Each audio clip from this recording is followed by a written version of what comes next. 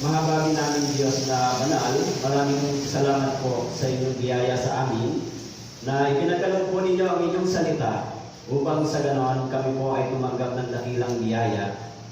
Naunawaan po namin ang unang panahon na kami po ay nabuhay ng hiwalay sa inyo, Panginoon. Nabuhay kami sa makasalanang pamumuhay.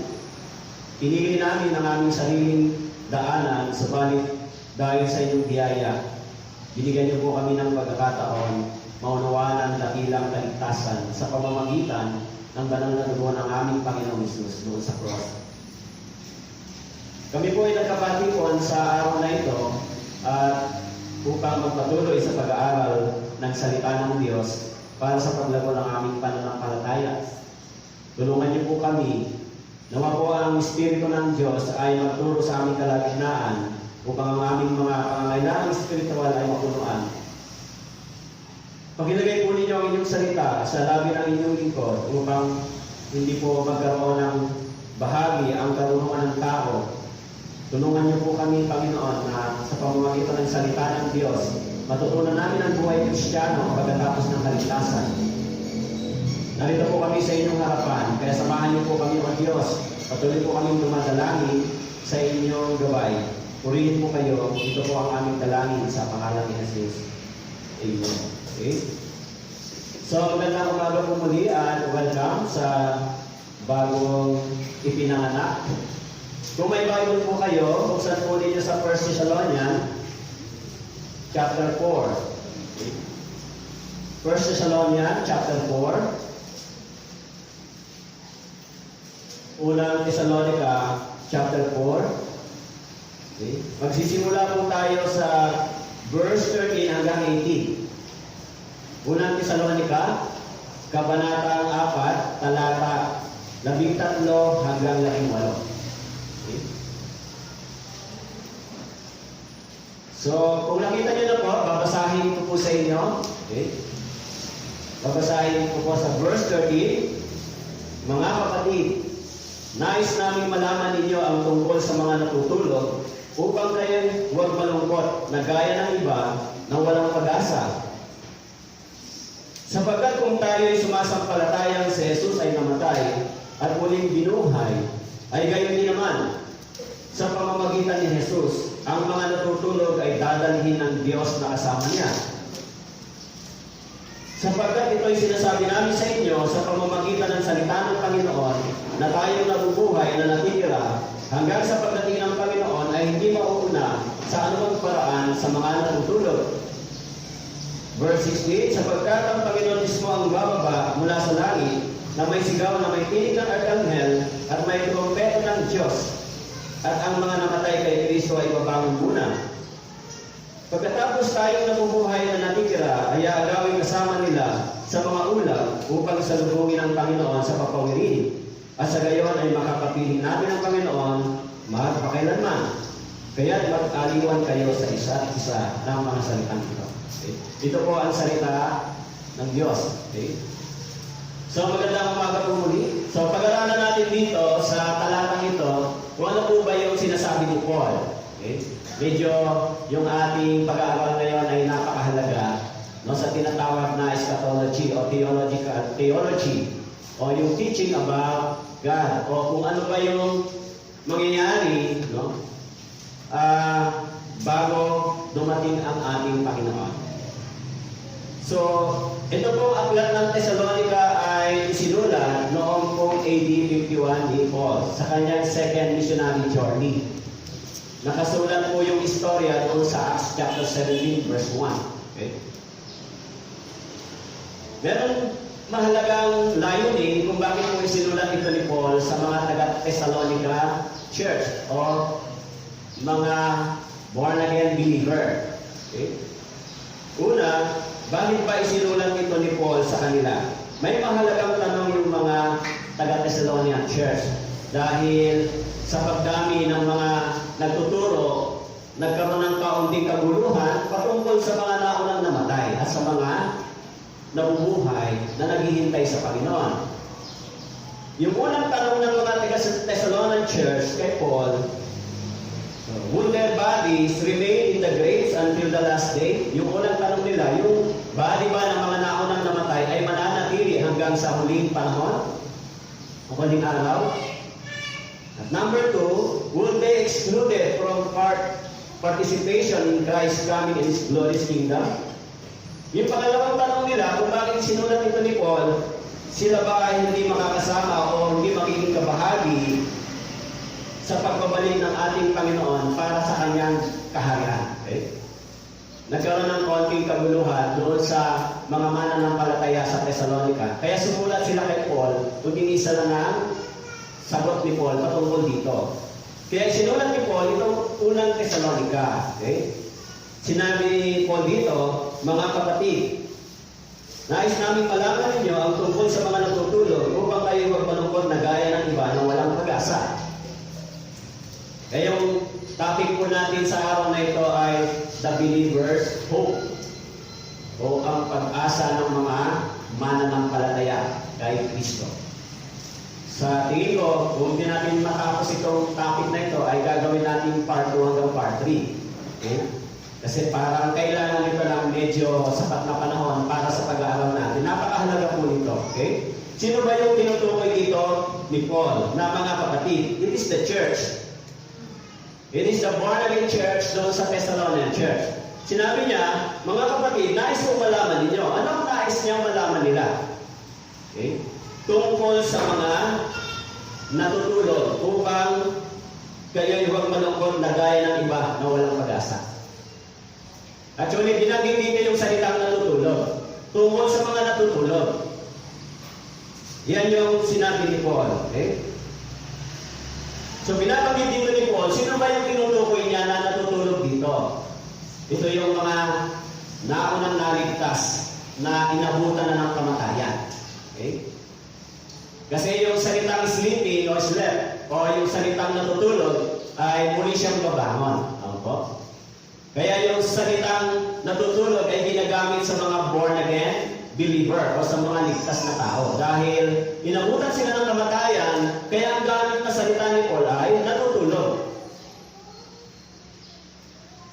So, yung mga Kristiyanong namatay na, naghihintay sila sa Panginoon. At yung mga namatay din na hindi Kristiyano, hinihintay nila yung araw ng paghuhukom. Pero yung mga naunang namatay, ang hinihintay nila yung pag-rapture o pagkuha ng Panginoon sa church na magiging bahagi sila, magiging part sila. Kaya nga sinabi dito ay natutulog. Okay? Doon sa Revelation chapter 20 verse 5, binanggit yung mga pagkakaiba ng dalawang pagbangon. Okay? Sa Revelation chapter 20 verse 5 and 6, sinabi roon, ang mga iba sa mga patay ay hindi mabubuhay hanggang sa matapos ang 1,000 taon. Ito ang unang pagkabuhay na muli. Mapalad at banal ang naibahagi sa unang pagkabuhay na muli. Sa mga ito'y walang kapangyarihan ng ikalawang kamatayan, kundi sila'y magiging mga pari ng Diyos at ni Kristo at maghahari kasama niya sa loob ng 1,000 taon. Okay. Binanggit sa verse 5, ang iba sa mga patay. Okay. Ginamit yung salitang ang iba sa mga patay. Hindi mabubuhay. Okay. Hindi mabubuhay hanggang sa matapos ang 1,000 taon. Ito ang unang pagkabuhay na muli. So, binanggit dito yung mga namatay na hindi ligtas, hindi sila kasamang mabubuhay sa panahon ng pag-rapture sa church. Yung mga namatay na hindi ligtas, hindi po sila kasamang babangon mula sa alabok, hindi sila kasamang magiging bahagi sa rapture ng church. Na sinasabi ni Paul, mga kapatid, nais namin malaman ninyo ang tungkol sa mga natutulog upang huwag malungkot na gaya ng iba na walang pag-asa. Kaya, itong topic na ito ay napakahalaga para sa atin. Sa inyo, binabanggit kasi dito yung dalawang tao sa pagdating ng Panginoon. Isang natutulog at isang gising o buhay pa na naghihintay. Okay? Unang tanong nila, yung mga namatay ba na nauna, yung mga namatay kay Kristo na nauna, magigibahagi ba sila sa pag-rapture ng church, sa pagdating ng Panginoon? Magigibahagi ba sila? Kasama pa sila na kukunin? So, mahalaga po yung tanong na yun. Kaya, yun yung question ng mga taga-Thessalonica. Okay? Kaya sinabi ko rito, I do not want you to be ignorant believer. Okay? The worry of Thessalonian believers after the departure of a loved one brought great anguish to the soul. But there is no reason for Christian to sorrow when a brother dies, as it some great loss to that person has come. Sabi ko dito, yung mga believers sa Thessalonians ay meron silang malaking question. Meron silang anguish yung kanilang soul. Paano yung mga naunang namatay, naligtas? Paano sila? Makakasama pa sila sa unang pagdating ng Panginoon? Makakasama pa sila kapag kinuha na yung church? Pinag-aralan natin na ang unang kukunin ng Panginoon sa kanyang pagdating ay yung church. Pag sinabing church, ito po yung mga born again believer na nakasulat doon sa Acts chapter 20 verse 28 that the church purchased by the blood of Jesus. Sila yung naghihintay ng pagdating ng Panginoon. Merong naghihintay na dalawang tao sa Panginoon. Isang nabubuhay at isang namatay ng mananampalataya. Binabanggit dito. Siyempre, marami ng naunang mga Kristiyano ang namatay. Okay? At tayo naman ay nabubuhay pa hanggang sa ngayon. Naghihintay tayo sa pagkuha ng Diyos. Kaya binabanggit dito, sabi ko ni Paul, nais namin, sabi ng mga believer, nais namin malaman ninyo ang tungkol sa mga natutulog upang huwag malungkot na gaya ng iba na walang pag-asa. Sinabi ni Paul. Sinabi niya rito, nais namin malaman nyo ang tungkol sa mga natutulog. Actually, kahit saan natin gamitin yung salitang natutulog, walang espiritong natutulog. Di ba? Natutulog ba yung espiritu ng tao? Yung body ay tinutukoy dito, hindi po yung espiritu ng tao o hindi yung soul. Okay? Saan sila natutulog? So, tatalakayin po natin mamaya. Okay? Kaya, sinasabi ko roon na yung salitang natutulog ay nag-describe sa body ng mga Kristiyano na naunang namatay na. Okay? Sa katawan ng mga Kristiyano. Okay? Dahil yung salitang sleep ay hindi ginagamit para po sa salitang namatay. Okay? Dahil yung salitang namatay na o kamatayan o death ay hindi na muli po siyang mabubuhay. Pero yung salitang sleep, muli po siyang babangon. Kaya ginamit ito sa mga naunang Kristiyano na namatay na. Na muli silang babangon mula po sa alabok. Maging doon sa John chapter 11 verse 12, ginamit ni Jesus Christ yung salitang natutulog. Doon sa John chapter 11 verse 12, sinabi ng mga alagad sa kanya, Panginoon, kung siya'y natutulog, siya'y gagaling. Ito po ay si Lazaro. Sinabi ni Martha sa kanya, alam ko siya muling mabubuhay sa muling pagkabuhay sa huling araw. Okay? Maging doon sa Mateo chapter 9 verse 23, nang dumating si Jesus sa bahay ng pinuno at makita niya ang mga manunugtog ng flauta, ang maraming tao na nagkakagulo. In Matthew chapter 9, verse 24, sinabi niya, umalis na kayo sapagkat hindi patay ang batang babae, kundi natutulog lamang. At siya'y pinagtawanan nila. Okay? Kahit si Jesus Christ, ginamit niya yung salitang natutulog, o sleep sa mga patay na kanyang binuhay. Maging si Lazaro, sinabihan niya, hindi siya patay, siya'y natutulog. Si Lazaro ay larawan ng mga mananampalataya, ng mga born again na ligtas na muling bumangon ang katawan mula sa alabok. Kaya, yung tanong ng mga mananampalataya, doon po sa sulat ni Paul, mga kapatid, nais namin malaman ninyo ang tungkol sa mga natutulog upang kayo huwag malungkot na gaya ng iba na walang pag-asa. Gaya ng iba na walang pag-asa. Sino yung walang pag-asa pagkatapos ng kamatayan? Yung mga taong namatay na walang kaligtasan, wala silang pag-asa. Okay? Hindi sila makakasama para muli ng Panginoon sa kanyang pagdating. No? Dito pa sa sinasabi sa verse 16. Lahat ng mga born again na naligtas, lahat ng mga tumanggap ng biyaya ng Diyos ng kaligtasan, naghihintay sa pagdating ni Kristo, sa pagdating ng Panginoon. Yan yung church. Inihintay na huli ng Panginoon bago dumating yung judgment, yung 7 years. Kasi may magkakasunod-sunod yan. Salvation, judgment, magkasunod yung dalawa. Salvation muna bago judgment, maging sa panahon ni Noe. So dito yung tinutukoy ni Paul ay yung church kung paano naghihintay at kung paano kukunin. Okay? Kaya sinasabi ko doon sa 2 Corinthians chapter 5 verse 8, kaya kami ay nagtitiwala at masisiyahan na mapalayo sa katawan at mapasatahanan kasama ng Panginoon. 2 Corinthians chapter 5 verse 8, sabi po ni Paul, kaya kami ay nagtitiwala at masisiyahan na mapalayo sa katawan at mapasatahanan na kasama ng Panginoon. Ibig sabihin, ito yung separation ng body at ng soul. Sabi ko dito, makasama ng Panginoon. Kung ganoon, ang lahat ng mga namatay na may kaligtasan, lahat ng mga namatay sa Panginoon, naligtas, yung kanilang kaluluwa, yung kanilang espiritu ay napasa Panginoon. Pero yung kanilang katawan ay nananatili sa grave, sa alabok. Okay? Kaya sinasabi dito, yun ang natutulog. Okay? Kaya sinabi dito ni Paul, kaya kami ay nagtitiwala kasi na mapalayo sa katawan at mapasatahanan ang kasama ng Panginoon. In 2 Peter chapter 3, verse 4, magsasabi, nasa ang pangako ng kanyang pagdating, sapagkat buhat pa ng mamatay ang ating mga ninuno, nananatili ang lahat ng mga bagay sa dati nilang kalagayan mula ng pasimula ng paglalan. Okay?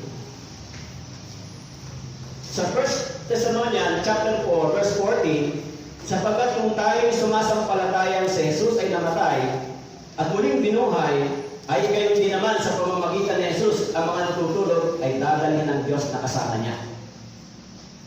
Sapagkat kung tayo'y sumasampalatayang si Jesus ay namatay at muling binuhay, gayon din naman sa pamamagitan ni Jesus ang mga natutulog. Kaya yung tanong dito ay, sino ba yung binabanggit na natutulog? Yung katawan ng tao o yung espiritu ng tao ay hindi po natutulog. Okay? Ang natutulog lang yung katawan. Okay? Kaya sinasabi doon, ang alabok ay bumabalik sa alabok. Okay?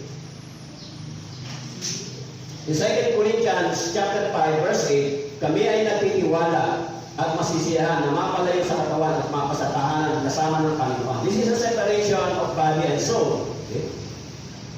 Kaya sa awit 146 verse 4, ang kanyang espiritu ay humiwalay. Siya ay bumabalik sa kanyang lupa. Sa araw din yun ay naglalaho ang kanyang mga panukala.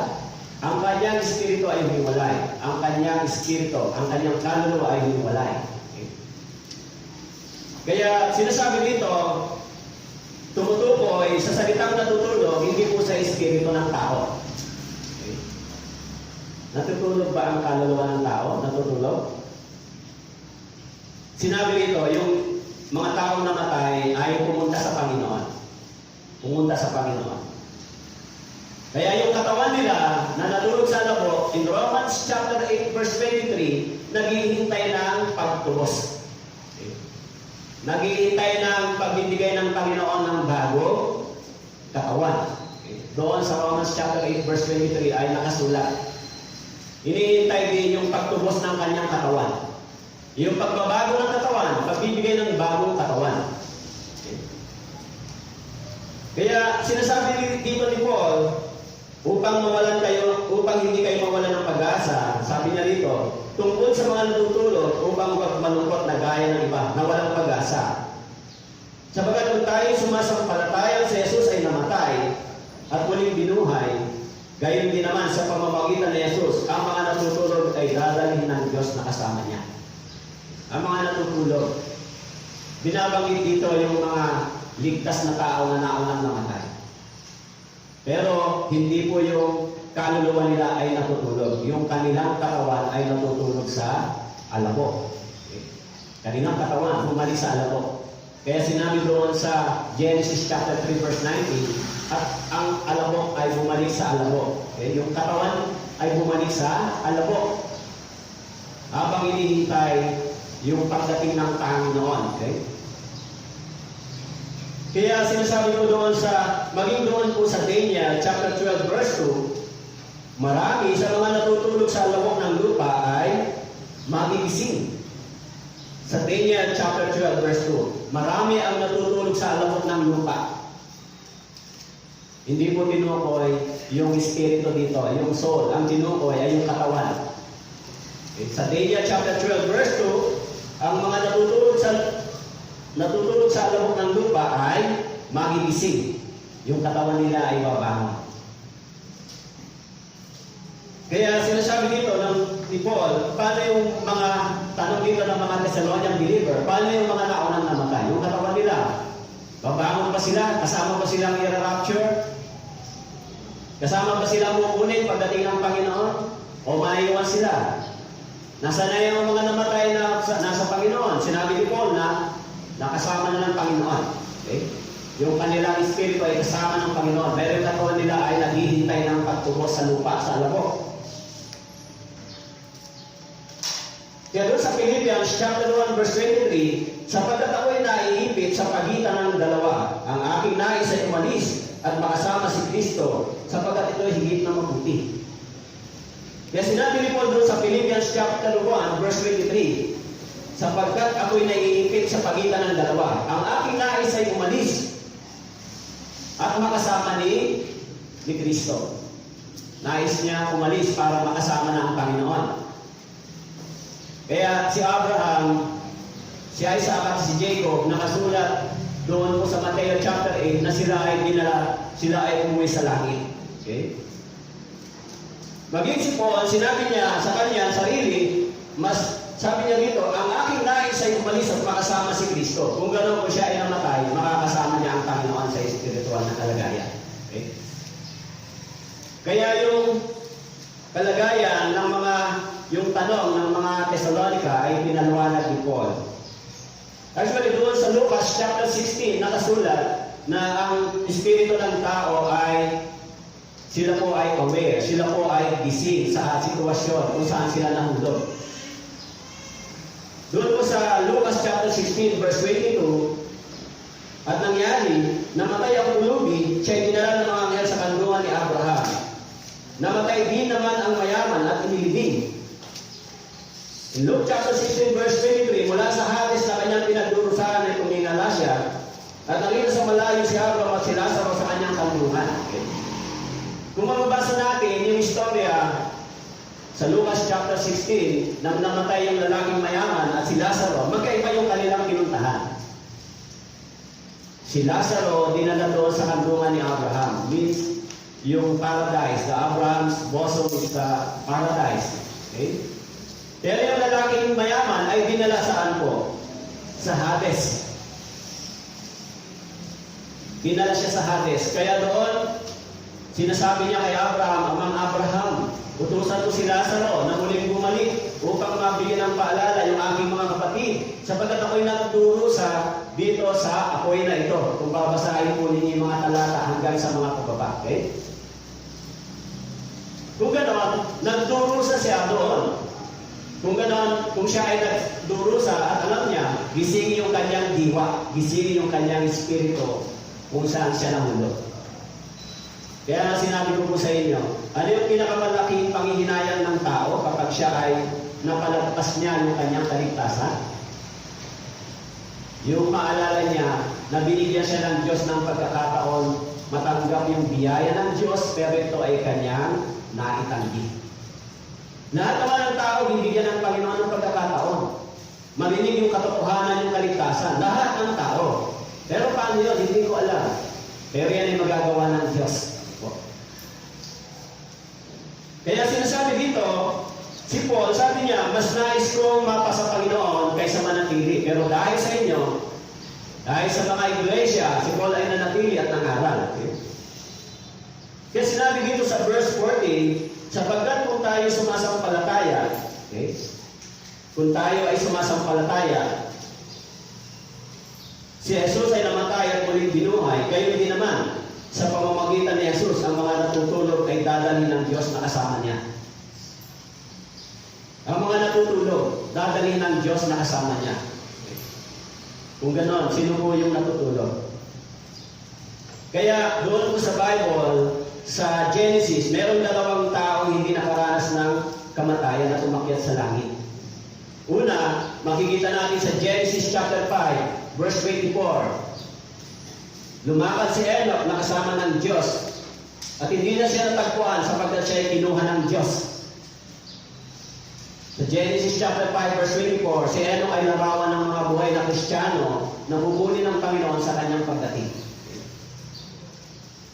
At sa 2 King chapter 2 verse 11, ito naman ay si Elias o si Elijah, samantalang siya ay naglalakad at nag-uusap, isang karwaheng apoy at mga kabayong apoy ang naghiwalay sa kanilang dalawa. At si Elias ay umakyat sa langit sa pamamagitan ng isang ipo-ipo. So maging sa lumang tipan, may mga taong umakyat sa langit nang hindi nakaranas ng kamatayan. Nasaan sila? Hindi sila bumaba sa grave, umakyat sila sa langit. Kaya yung katawan ni Moises, nung si Moises ay namatay, hindi po ang mga Israelita ang naglibing. Ang Panginoon mismo ang naglibing sa kanya. Itinago niya yung katawan ni Moises sa alabok.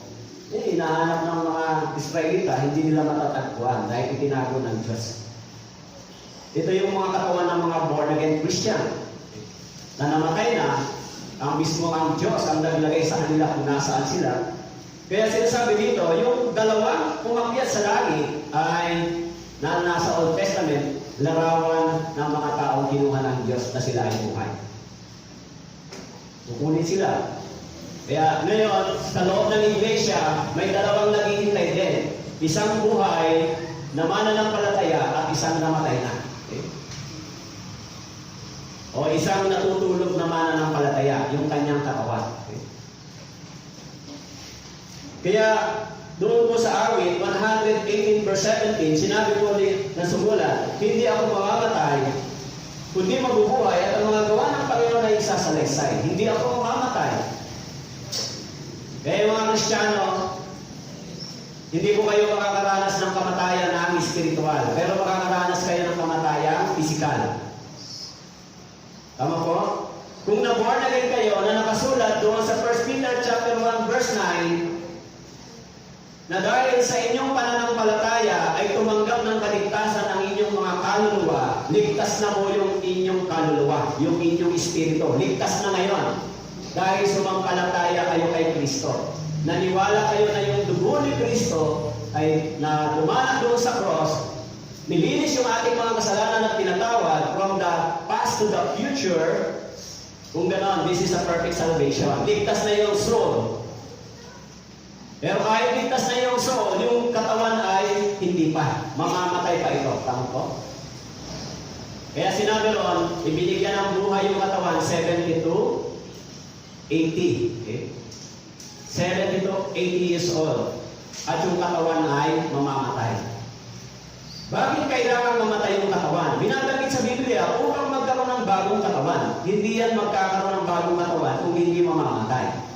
Ganun din naman yung espiritu, kung hindi namatay ng pagkahiwalay sa Panginoon, hindi muling mamubuhay.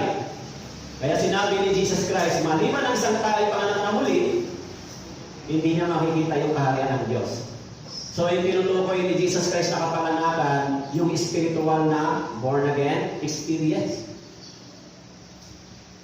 Kaya sinabi po dito, may mga tao na nakaranas dito. Maging si Abraham, Isaac at si Jacob ay dinala ng Diyos sa kaharian ng langit, nakasulat sa Mateo chapter 8 verse 11.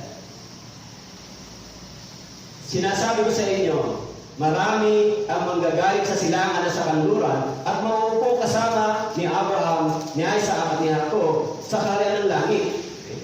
Sinasabi ko sa inyo, marami ang manggagaling sa silangan at kanluran, mauupo kasama ni Abraham, ni Jacob o ni Isaac at ni Jacob sa kaharian ng langit. Kung gano'n, nasaan si Abraham, si Isaac at si Jacob?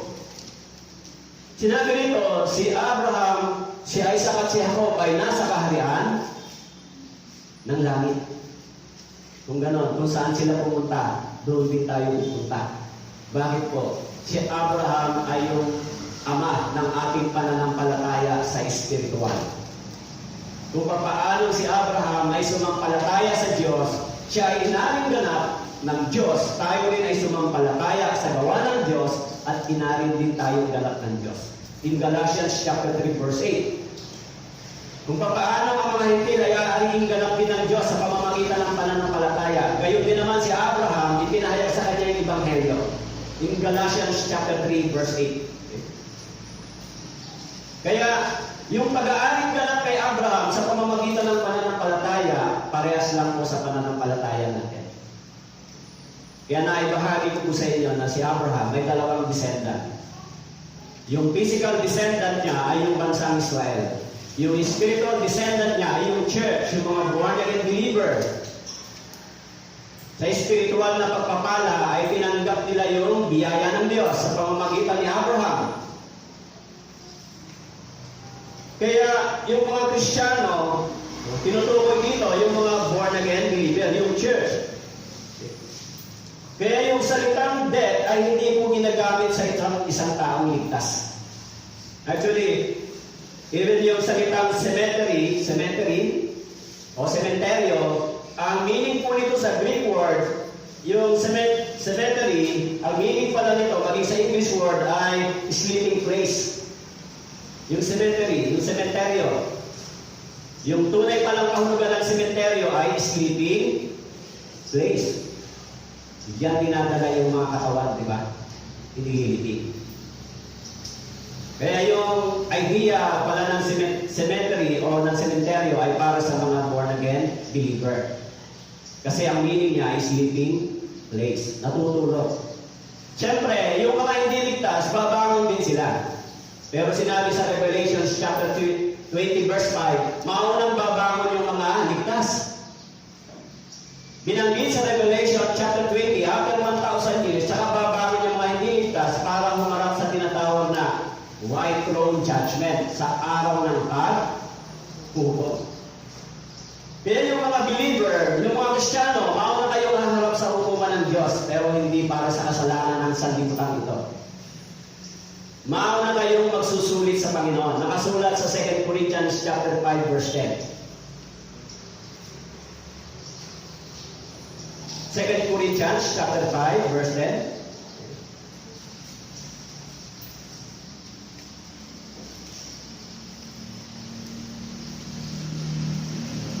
Sinabi po doon. So, sinasabi ito ni Paul sa mga taong ligtas, sa born again.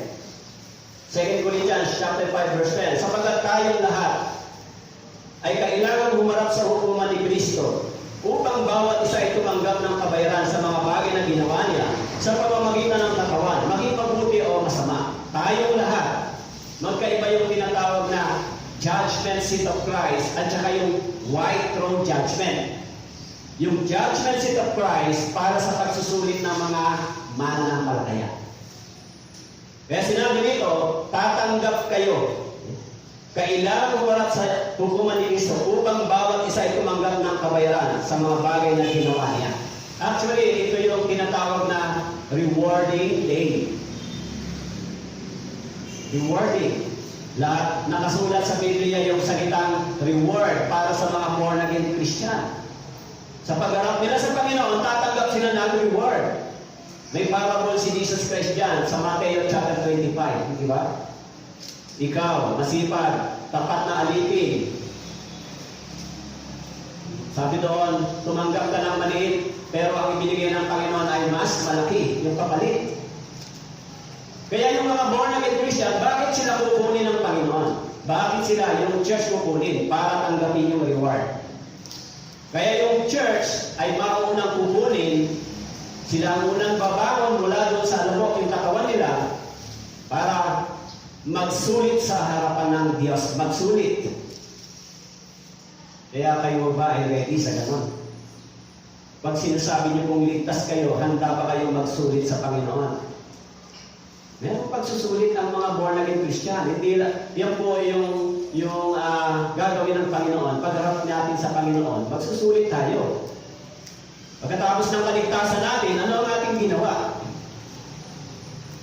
Kaya yung mga naligtas, kung ano man ang inyong ginawa pagkatapos ng inyong kaligtasan, magsusulit po kayo sa Panginoon. Bakit po? Tignan po natin yung larawan ng unang iglesia na nakitayo. Nakatingin pa sila sa reward? Actually, sinulat ni Paul yan sa 1 Corinthians chapter 9, no? Na meron siyang tatanggaping reward. Meron price, di ba? Chapter 9, verse 27, nakasulat mo doon, di ba? Kaya yung mga Kristiyano, babangon sila at muli silang haharap sa Panginoon para sa tinatawag na pagsusulit. Ano ang ginawa natin pagkatapos ng ating kaligtasan? Okay? Kaya si Paul, sinabi niya rito sa verse 15 sa Thessalonians chapter 4, balik po tayo. Sinabi po niya, verse 14, sapagat kung tayo sumasampalataya, si Jesus ay namatay at muling binuhay. Gayon din naman sa pamamagitan ni Jesus, ang mga natutulog ay dadalhin ng Diyos na kasama niya. Gayon din naman, sabi po rito, tayo mga sumasampalataya kay Jesus na si Jesus ay namatay at muling binuhay, ang mga natutulog, kailan po mangyayari sa pagdating ng Panginoon? Sa araw ng kanyang pagbalik. Sa kanyang pagdating, kukunin niya yung mga ligtas. Siyempre, yung mga katawan ng mga born-again believer, babangon. Okay? Magkakaroon ng bagong katawan na tinatawag na glorified body. Si Jesus Christ, after 3 days, bumangon mula doon sa alabok, mula doon sa libingan, at nagkaroon siya ng bagong katawan, tinatawag na glorified body. Kaya kung paano yung nangyari sa kanya, ay gayon din naman ang mangyayari sa atin. Tatanggap tayo ng tinatawag na glorified body pag umalis tayo dito. Kayo, halimbawa, yung ilang mga ligtas na dito, di ba? Saved na kayo. Yung espiritu nyo ay ligtas na, di ba? Any time na dumating ang kamatayan nang hindi sinasadya, ano mang mangyari, saved na yung ating soul. Tama po? Hindi ito sa pamamagitan ng ating sariling gawa. Hindi ito sa pamamagitan ng ating sariling iniisip. Sa pamamagitan ito ng ginawa ng Panginoon doon sa cross. Kaya po, kung kayo ay nakikinig lagi ng Bible seminar, kahit yung Bible seminar ay paulit-ulit lang, pero ang salita ng Diyos po ay laging mayroong kapahayagan sa atin. Actually, hindi yan nakakasawa pakinggan. Yung Bible seminar, gaano katagal ko na po yan ginagawa? Almost 10 years na. Pero hanggang ngayon, yung pagtuturo ng Bible seminar ay laging fresh sa mind, sa spirit, sa pagtuturo. 10 years kong ginagawa. How many times mo nang ginawa yan? Siguro, baka may mga libo na rin, di ba? Paulit-ulit ka. Pero yung salita ng Diyos, nananatili fresh. Eh, yung iba, sabi nila, ay na naman, paulit-ulit. Bakit hindi kami nagsawa? Laging pag i-deliver yung salita ng Diyos, laging nararanasan yung kapangyarihan ng Diyos. Magiging itong mga mananampalatayang ito na humingi ng sagot kay Paul, sinabi niya, sa mga natutulog, dadalhin din ng Diyos kasama niya. Verse 15, sapagat ito'y sinasabi namin sa inyo, sa pamamagitan ng salita ng Panginoon, na tayong nabubuhay na natitira hanggang sa pagdating ng Panginoon ay hindi mauna sa anumang paraan sa mga natutulog. So yung sequence, yung order, uunahin yung mga natutulog bumangon bago yung mga buhay. Okay? Saan ito narinig ni Paul? Sino ang nagsabi dito kay Paul? Sinasabi niya rito, sapagkat ito ay sinasabi namin sa inyo sa pamamagitan ng salita ng Panginoon. Hindi sinasabi ni Paul ito sa pamamagitan ng kanyang theological knowledge. Sinasabi niya ito sa pamamagitan ng salita ng Panginoon. May revelation ba kay Paul ang salita ng Diyos? In Galatians chapter 1 verse 12, sinabi ni Paul, Galatians chapter 1, verse 12, sapagkat hindi ko ito tinanggap mula sa tao o itinuro man sa akin, kundi sa pamamagitan ng pahayag ni Jesucristo. In Galatians chapter 1, verse 12, sinabi ni Paul, ang salitang ito, ang kaalamang ito ay hindi galing sa akin, kundi ito ay ipinahayag sa akin. Hindi ko ito tinanggap sa tao, mula sa tao. Ito bang salitang ito, tinanggap natin mula sa tao? Kaya nga sinabi mo doon sa Thessalonians chapter 2, verse 13. Sinabi doon, nagpapasalamat kami sapagkat ang salitang ito ay hindi itinuring na salita ng tao, kundi salita ng Diyos. Kaya yung naririnig natin ay salita ng Diyos. Tama po? Siyempre, yung bibig ng mga tagapagturo ay instrumento ng Diyos. Hindi naman pwede magsalita yung Espiritu sa inyo, di ba? Kaya yung mga Israelita, nung nandun po sila sa Mount Sinai, ang Diyos ay nagsalita sa kanila sa pamamagitan ng mga kulog at kidlat. Sinabi nila, huwag na siya, huwag na yung Diyos, ikaw na lang magsalita sa amin sabagat natatakot kami sa mga paraan ng Diyos. Diba? Kaya si Moises ay binigay sa kanya yung salita at ipinangaral sa bansang Israel. Gayon din naman sa church, ibinigay yung salita sa atin sa pamamagitan ng mga born-again pastor, born-again believer. Kaya si Paul, tumanggap siya ng kapahayagan ng revelation. Sinabi niya sa Galatians chapter 1, verse 12, sapagkat hindi ko ito tinanggap mula sa tao. O itinuro man sa akin, kundi sa pamamagitan ng pahayag ni Jesus Cristo. Instead, si Paul, meron siyang direct revelation na tinanggap galing sa Panginoong Jesus. Yung history niya, mababasa niya doon sa Acts chapter 9, kung paano siya na-born again. Okay. Kaya yung mga born-again believer na nabubuhay at namatay, may pag-asa. Sinabi ni Paul, don't worry, natutulog lang sila.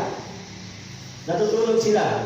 In Ephesians chapter 1, verse 17, upang ang Diyos ng ating Panginoong Jesucristo, ang Ama ng kaluwalhatian ay magkaloob sa inyo ng Espiritu ng karunungan ng pahayag sa isang ganap na pagkakilala sa Kanya.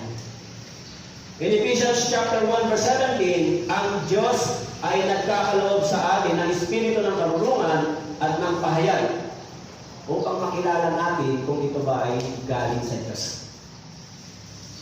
Kaya alam naman natin sa Bible, okay, alam naman natin sa Biblia na binabanggit natin sa aklat ng Juan, ang tunay na tagapagturo natin ay ang banal na Espiritu. Siya ang nagpapaalala sa atin. Siya ang nagbibigay sa atin ng karunungan. Binibigyan niya tayo ng kaalaman. Ito ba ay false teaching o ito ba ay totoong turo? Kaya kung nasa atin ang banal na Espiritu pagkatapos ng kaligtasan, madidiscern natin. Ito ba yung turong tama o ito ay mali? Kaya kayo po, pag na-born again po kayo sa salita ng Diyos na sinasabi sa Romans chapter 1 verse 16, ito ay kapangyarihan ng Diyos, yung Ebanghelyo na mabisa sa mga sumasampalataya, na sukat na ikaliligtas ng tao. Kapag naligtas po kayo sa Ebanghelyong ito, sa kapangyarihan ng Ebanghelyong ito dito, huwag po kayong umalis dito. Kasi dito nyo natagpuan yung katotohanan ng salita ng Diyos. Hindi ho dahil sa naghahangad kami para sa mga membership, wala akong membership sa langit. Ang meron ay mga anak ng Diyos sa iglesia. Kaya kapag naligtas kayo, dapat magpatuloy kayo sa pakikinig kung saan ninyo natanggap yung katotohanan at turo na nagdala sa inyo sa kaligtasan. Pwede ba akong dumulong sa iba? Kung dadalo kayo sa iba, doon ba ninyo natagpuan yung kaligtasan ninyo? Doon ba kayo nakaunawa ng kapangyarihan ng salita ng Diyos? Kung hindi po ninyo naintindihan doon yung kapangyarihan ng salita ng Diyos, ba't kayo babalik doon? Ibig sabihin, walang salita ng Diyos sa kanila. Nandito dahil hindi nyo naunawaan. Okay? Para sa inyo, hindi mo para sa akin. Dahil yung church, mga kaluluwang ito, hindi mo pag-aari ng pastor. Hindi kayo pag-aari ng pastor, pag-aari tayo lahat ng Diyos. Tayo po ay tinipon ng Panginoon bilang isang pamilya sa pamamagitan ng kapangyarihan ng Ebanghelyo. So kung bakit kayo nandito, dahil kayo ay iniligtas ng Panginoon sa pamamagitan ng Kanyang salita. Kaya, wag na kayo magtanong sa akin na, Pastor, pwede bang tumalo pa ako dito sa ganito? Actually, hindi na kayo dapat magnais na pumunta pa sa iba dahil dito nyo natagpuan yung kapangyarihan ng salita ng Diyos. Kung hindi po ninyo natanggap yung salita ng Diyos dito at kapangyarihan, katotohanan, may dahilan kayo para pumunta sa iba. May dahilan po kayo para hanapin, baka wala pa dyan yung katotohanan. Ako rin, kung hindi ko natagpuan yung katotohanan dito, may dahilan din ako para humanap pa ng iba. Kaya sinasabi dito ni Paul, kayong mga natutulog, huwag kayong mag-alala. Sinabi niya sa mga born-again believer sa Thessalonica, don't worry, kasama kayo. Magiging bahagi kayo sa pagdating ng Panginoon. Magiging kabahagi kayo. Okay? In Ephesians chapter 3 verse 3, sa pamamagitan ng pahayag ay pinaalam sa akin ang hiwaga gaya ng nauna kong isinulat sa ilang mga salita. Okay? Sabi po nito, na sa pamamagitan ng pahayag ay pinaalam sa akin, Ephesians chapter 3 verse 3. Sabi po ni Paul, sa pamamagitan ng pahayag, ipinaalam sa akin ang hiwaga. Actually, yung salitang hiwaga, yung mystery, yung salitang mystery ay matagal ang ibig sabihin, yung church, yung meaning ng church, yung clear identity ng church in the Old Testament ay matagal na naitago. Of course, ginagamit sa Old Testament yung salitang kapulungan, congregation, it is the shadow of the church. Pero sa Lumang Tipan, hindi masyadong malinaw yung salitang church. Pero yung congregation, yung redemption, yung mga taong sumampalataya sa dugo ng Panginoon, sa Lamb of God, sa dalam, ay larawan ng iglesia in the Old Testament. Ginagamit yung salitang sa bahay ng Diyos. Sa bahay ng Diyos in the Old Testament, ginagamit po yung salitang yun. Kaya ginamit din ni Paul yun sa 1 Timothy chapter 3 verse 15 na sa bahay ng Diyos. Sa bahay ng Diyos. It is the church. Kasi ginagamit yung salitang sa bahay ng Diyos because it is God's family. Nakasulat sa Ephesians chapter 2 verse 19, we are God's family. Hindi tayo dati bahagi sa pamilya ng Diyos. Hindi tayo dati kabahagi sa kaligtasan ng biyaya ng Diyos, pero nang tayo ay sumampalataya sa Ebanghelyo ito, naunawaan natin na yung dugo ng Panginoon na dumanak sa cross ay nagpatawad sa lahat ng ating mga kasalanan, at kung ito ay ating pinanampalatayanan, sinabi doon sa Galatians chapter 3 verse 26, na tayo ay naging kabilang sa sambahayan ng Diyos, bilang anak. Kaya yung sino man sumasampalataya kay Kristo ay naging kabilang sa anak ng Diyos. Siyempre, ipinaliwanag ko sa inyo, hindi po lahat ng pananampalataya ay tama. Hindi lahat ng paniniwala po ay tinatanggap ng Diyos. Kaya sinabi ko dito, sinabi ni Paul, sapagkat ito'y sinasabi namin sa inyo sa pamamagitan ng salita ng Panginoon. Okay? Kaya doon sa 1 Corinthians chapter 15 verse 51, makinig kayo.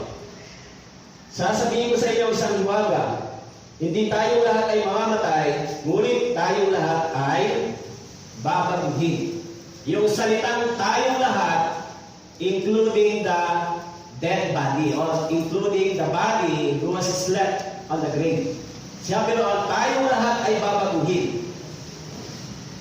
Kaya yung buhay man o patay man na abutan, ang katawan ay babaguhin. Yung espiritu natin, binago na, meron ng buhay, tama po? Yung katawan na lang, naghihintay. Kaya sinabi ko dito, makinig kayo, sasabihin ko sa inyo isang hiwaga, hindi tayong lahat ay mamamatay. So hindi po lahat ng tao na nasa church ay mamamatay. Darating ang Panginoon na may aabutang mga buhay na mananampalataya. Kaya sinabi niya rito, ngunit tayong lahat ay babaguhin. Isinama ni Paul yung mga namatay. Tayong lahat.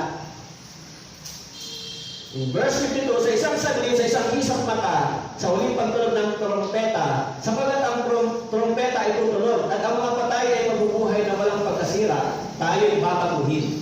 So it is clear. Sinabi ni Paul, sa isang isang mata, sa huling pagtunog ng trompeta, sapagkat ang trompeta ay tutunog, ang mga patay ay mabubuhay na walang pagkasira, at tayo ay babaguhin. Tayo'y babaguhin. Bibigyan tayo ng bagong katawan. Okay? Kaya ano yung babaguhin sa atin? Spirit o soul? Binabagit ni Paul, yung ating katawan, babaguhin.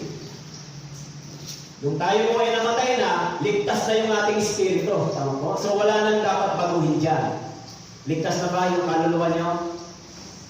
So wala nang babaguhin dyan. Yung katawan na lang hindi pa. Kailangan tayong bigyan ng bagong katawan para yung katawan natin hindi namamatay, hindi nagkakasakit. Kasi yung mga katawan natin ngayon, mamamatay pa ito. Tama po? Mamamatay ba yung ating katawan? Yung espiritu natin, mamamatay pa? Hindi na. Siyempre hindi na. Ipinanganak ng muli. Tama po? May buhay na. Sinabi ni Jesus Christ. Ang maliban ng isang tao, ipanganak ng muli. Paano tayo ipinanganak ng muli? Kung naintindihan po ninyo yung Ebanghelyo ng salita ng Diyos, kung sumampalataya po kayo dito, naunawaan ninyo yan, kayo ay pinanganak na muli. Siyempre, parang ganito, yung baby, no? Yung baby, hindi niya pa alam kung siya ay pinanganak na muli. Pero meron siyang meron siyang feelings, di ba? Meron bang feelings yung baby? Meron siyang desire sa milk. Tama po? Yung baby. Pero, kahit yung baby pinanganak na, hindi niya pa alam na meron siyang puso, meron siyang organ. Basta meron siyang nararamdaman na kailangan niya ng milk, kailangan niya yung care. Tama po? Ganun din naman sa mga na-born again, hindi ko alam kung paano nangyari, pero nararamdaman ko na kailangan ko ng salita ng Diyos. Kailangan ko ng pagkain ng salita ng Diyos. I sense I need the words of God. Mararamdaman ko sa aking sarili na may pagbabago sa aking pagkatao kung kayo po ay tunay na na-born again. Unti-unti, mararamdaman nyo, nag-iiba yung pagnanais ninyo na dati gusto ninyo yung mga sanlibutang bagay, dati nagnanais kayo ng mga sanlibutang bagay, pero kapag na-born again po kayo, unti-unti, pag kayo po ay nakapagkuwit ng kasalanan, meron na kayong mararamdaman na matinding correction. Buhay na yung Espiritu, nagsasalita na yung boses ng Diyos sa pamamagitan ng conscience. Okay? Buhay na. Kaya, bagamat hindi yan nakikita ng tao, hindi nyo rin nakikita, pero nararamdaman nyo, nasisense nyo na may nangyari sa akin, sa aking puso. Sa Bible Seminar, may nangyari ba sa inyong puso? Pag may nangyari sa inyong puso, nagtatransform yung puso ninyo sa Panginoon. Ibig sabihin, merong ginawa ang salita ng Diyos sa inyong puso. Imposibleng gawin yan ang salita ng tao. Hindi tayo kayang gawin ang salita ng tao. Kaya ba tayo paluhain ng tao? Nakaupo na kayo, nakikinig kayo, kaya ba kayo paluhain? Hindi. Yung kapangyarihan ng salita ng Diyos, kapag naramdaman niyo yung pag-ibig ng Diyos, yung biyaya ng Diyos, dahil hindi niyo gustong umiyak, minsan umiiyak kayo. Umiiyak tayo. Bakit po? Hindi tayo umiiyak dahil nalungkot. Umiiyak tayo dahil sa pagpapasalamat natin sa kabutihan ng Diyos. Naranasan ko rin maraming bagay na gano'n. Na-appreciate ko kung gaano kabuti ang Diyos. So, kahit hindi ko alam kung paano nangyari yung pag-ihip ng hangin na sinabi ni Jesus Christ, but I felt that something happened in my heart, inside my body. Ay nangyayari. Hindi po yan gawa ng tao. Yan ay gawa ng Espiritu ng Diyos sa atin. Kaya yung mga na-born again, meron silang naramdaman sa kanilang sarili na nangyari. Pero kung wala talaga. Bumagsak lang sa brain yung words of God, pero wala sa puso. Okay? Kaya yung mga tao ito, nagtatanong sila dahil meron silang malalim na pagkaunawa sa salita ng Diyos. Kasi sinabi sa verse 52, 1 Corinthians chapter 15, verse 52. Sa isang saglit, sa isang isap mata, sa huling pagtunog ng trompeta, sapagat ang trompeta ay tutunog at ang mga patay ay mabubuhay na walang pagkasira, tayo mapaguhin. Actually, yung trumpet dito ay only the born-again believer lang yung makakarinig. Trumpet. Not unlike sa bansang Israel, pag hinipan yung trumpet, lahat ng tao na nakaparinig ay dumadating. Di ba? Sa Old Testament. Pag hindi pa nila yung trumpet, nagtitipon-tipon sila. Pero dito, pag hindi pa yung trumpet, this is the gathering of the born again believer. Sabi rito, hindi pa yung trumpet. So yung trumpet, hindi natin alam kung anong klase, but yung trumpet sounds yan, di ba? Sounds. Maaaring yan ay panawagan ng Panginoon, katulad ng sinabi kay Lazaro. Lazaro, bumangon ka. Bumangon ka, Lazaro. So maaaring yung trumpet na yan ay sounds, o tinig ng Diyos para tawagin yung mga natutulog at bumangon, umuwi na sa langit.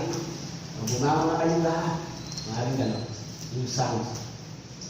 Ginamit yung salitang trumpet, pero ang tanging makakarinig dito, yung mga ligtas lang. Sila yung unang bubuhayin mula sa mga patay.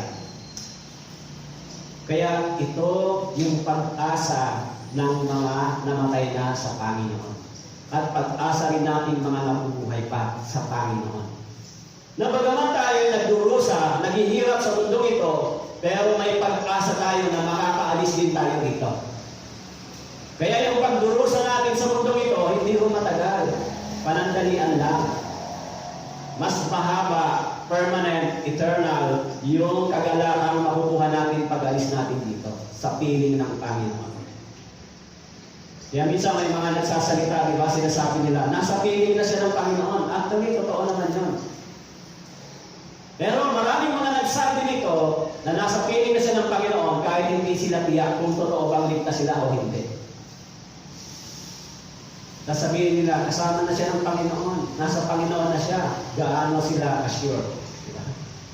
Ang tanging napunta sa Panginoon ay yung mga ligtas, yung kanilang mga espiritu ay umuwi sa Diyos, yung kanilang kaluluwa umuwi sa Diyos. Kaya sinabi ko rito na aming nalalaman, in 2 Corinthians chapter 4, verse 14, na aming nalalaman na ang bumuhay sa Panginoong Hesus ay siya rin bumuhay sa amin, na kasama ni Jesus at dadalhin kasama ninyo sa kanyang harapan. Na aming nalalaman na ang bumuhay sa Panginoong Hesus, siya rin bumuhay sa amin, na kasama ni Jesus at dadalhin kami kasama ninyo sa kanyang harapan. Yung bumuhay sa Panginoong Hesus. Okay? Kaya sinasabi diyan, sino ba ang bumuhay sa Panginoon? It is God. Say God. Binuhay siya. Okay? Mula sa mga patay, binuhay siya. Okay? Kaya sinabi ko roon, sa verse 15, sapagkat ito'y sinasabi namin sa inyo, sa pamamagitan ng salita ng Panginoon, na tayong nabubuhay na natitira hanggang sa pagdating ng Panginoon ay hindi mauna sa anumang paraan sa mga natutulog. Kaya yung mga naunang namatay, bubuhayin muna sila bago yung mga buhay na. Okay? Mauna sila.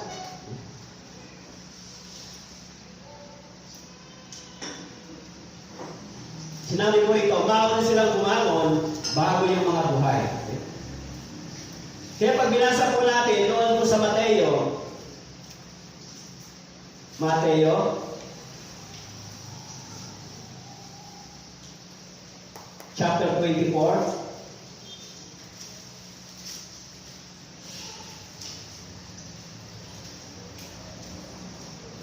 verse 40 at saka 41 hanggang 42. Mateo chapter 24. Sinabi mo rito, kaya't may dalawang taong pupunta sa bukid, ang isa'y kukunin at ang isa'y iiwan. May dalawang babae nagtatrabaho sa isang gilinan, ang isa'y kukunin at ang isa'y iiwan.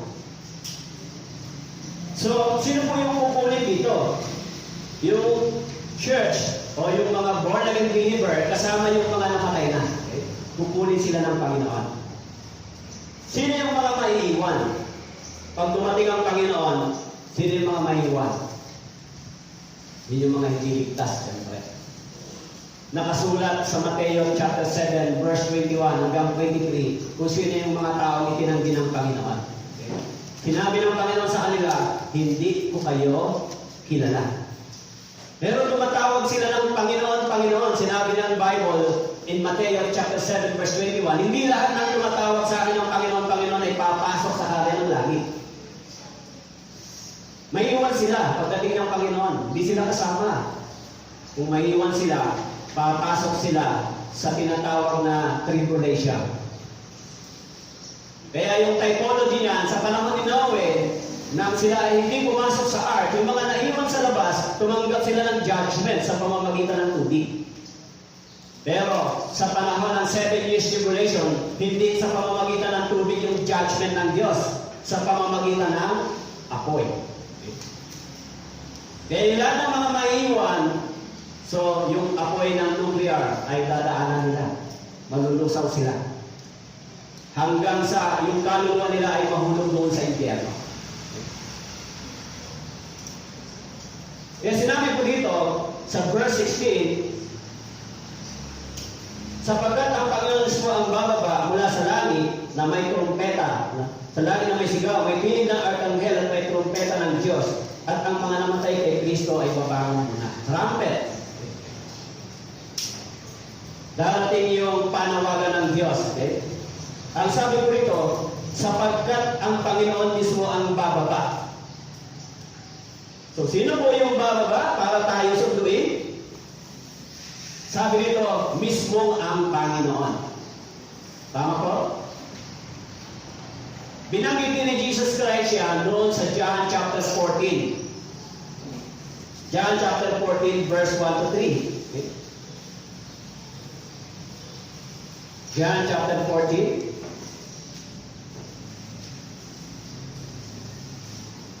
Sinabi niya po dito, huwag magabag ang inyong puso. Sumampalataya kayo sa Diyos. Sumampalataya rin naman kayo sa akin.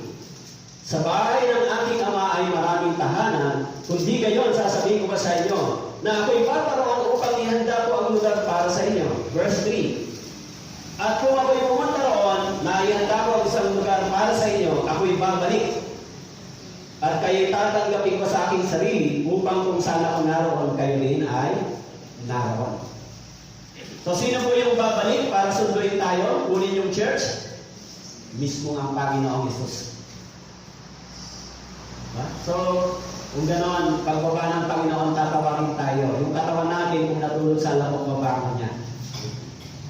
Uwi na. Yung katawan, uwi na sa langit. Pero yung mga hindi na born again, saan sila pupunta? Yung katawan at kaluluwa nila. Nakasulat sa Mateo chapter 10 verse 28, yung katawan at kaluluwa nila nahulog sa impyerno. Bakit katawan at kaluluwa? Wala silang tinanggap na buhay na walang hanggan. The spirit is life. Hindi sila tumanggap ng buhay. Kaya yung katawan at kaluluwa nila, nahulog sa impyerno. Yung katawan din nila ay babangon sa alabok sa araw ng paghuhukom at the day of white throne judgment. Kaya sabi doon sa Revelation chapter 20, ang unang bubuhayin ay ang mga believer, ang ikalawa ay ang mga unbeliever. Yan ay sa panahon ng judgment day. Tatayo sila sa harapan ng Panginoon. Kaya sinabi doon sa Revelation, itahan natin. Revelation chapter 20.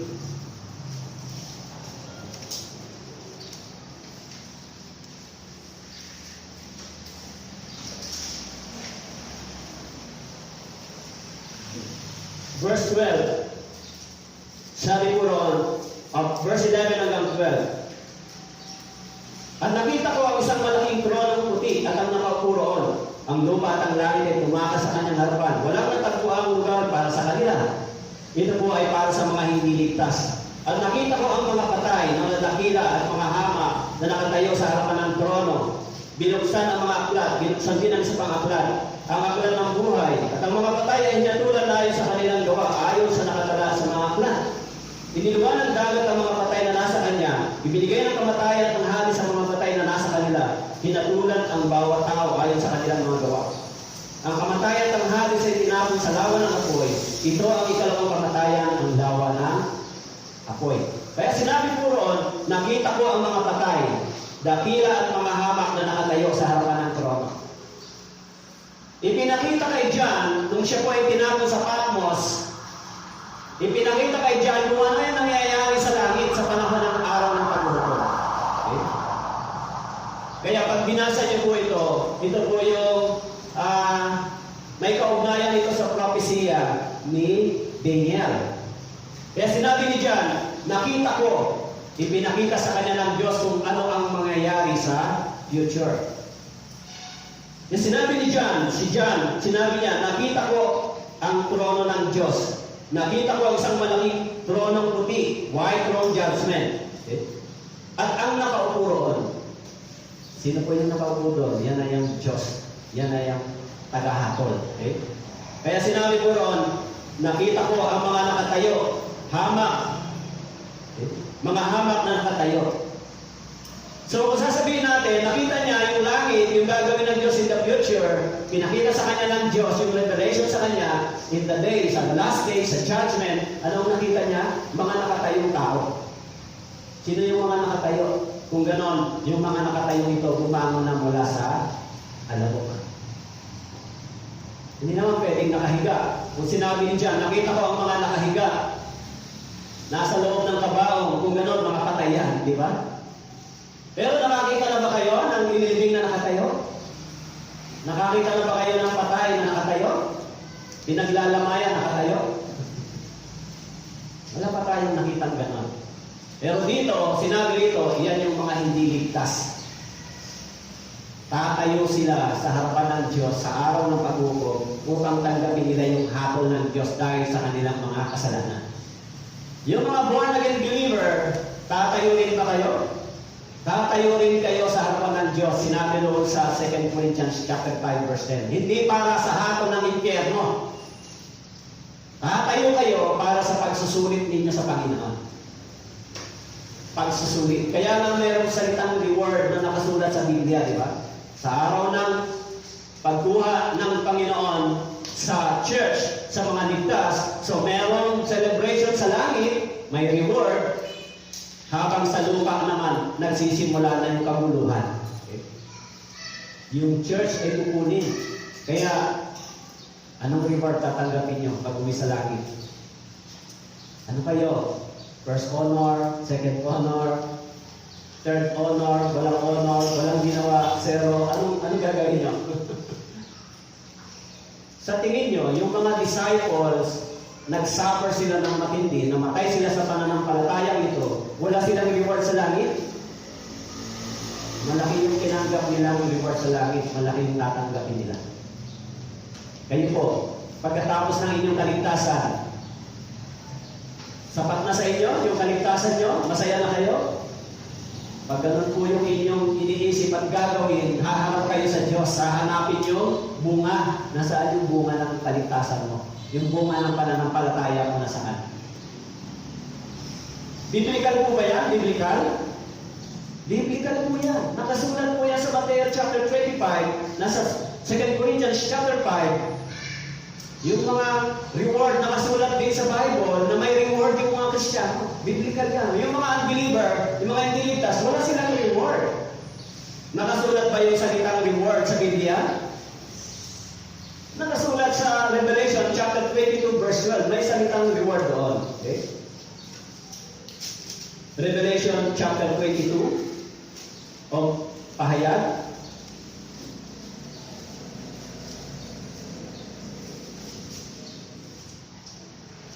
Verse 12, sinabi mo rito, ako'y malapit ng dumating at dala ko ang aking gantimpala upang gantihan ang bawat isa ayon sa kanyang ginawa.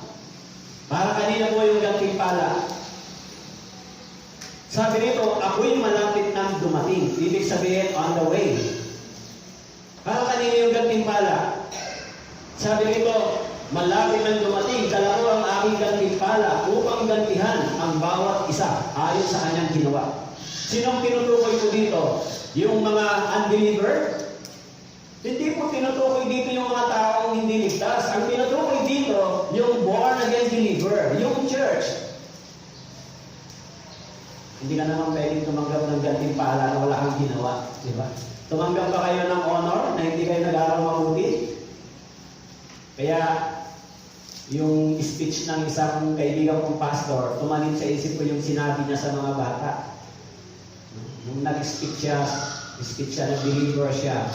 Sabi niya, yung lahat ng mga reward na tinanggap ninyo kung naging honor kayo, Maging proud kayo dahil nag-aral kayong mabuti, pinagpawisan nyo yung inyong mga reward, hindi nyo dinaya yung pag-aaral ninyo, di ba?